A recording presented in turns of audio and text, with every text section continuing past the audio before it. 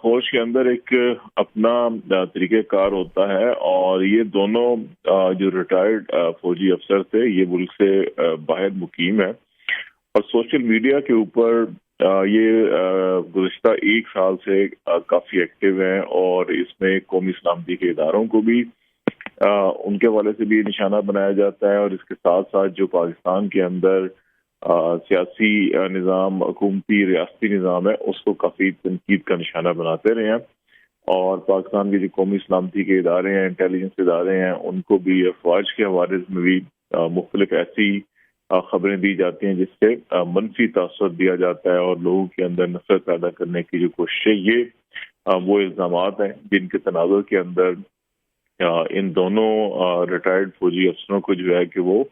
Court martial کیا گیا ہے، اور یہ کیونکہ ابھی دونوں ملک سے باہر ہیں، اور کچھ مقدمات یہاں پہ ان کے خلاف قائم کیے گئے تھے۔ ان میں سے جو عادل راجہ ہیں، یہ جب پاکستان میں ہی تھے تو ان میں ان کے خلاف کچھ مقدمات قائم ہوئے تھے، لیکن یہ مینیج کر گئے تھے پاکستان سے نکلنے کی، تو اب ان کی عدم موجودگی میں یہ سزائیں دی گئی ہیں، اور اس پہ بنیادی مقصد یہ تھا کہ اس قسم کے جو رجحانات ہیں ان کی حوصلہ شکنی کی جائے اور ان کو روکا جا سکے، کہ جن کے نتیجے میں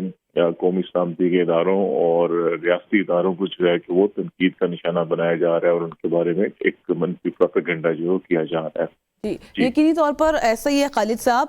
جیسے کہ ابھی آپ خود بھی بتا رہے ہیں کہ یہ بھگوڑے ہیں، ملک سے بھاگے ہوئے ہیں، ملک سے باہر ہیں، تو اب پھر واپس لانے کے لیے تو پھر کیا پروسیس ہوگا اس متعلق آگے مزید؟ دیکھیں، اس میں جو بیرون ممالک جتنے بھی مجرم یا ملزمان ہوں، جو اگر انٹرپول کے ذریعے ان کو طلب کیا جاتا ہے، اس میں جو متعلقہ ادارے ہیں، جیسے اب اس میں ڈیفنس منسٹری ہے، وہ ایک سمری جنریٹ کرے گی، اور وہ اگر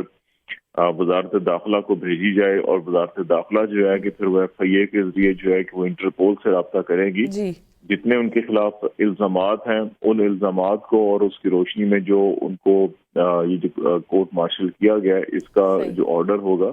یہ چیزیں ادھر فراہم کی جاتی ہیں۔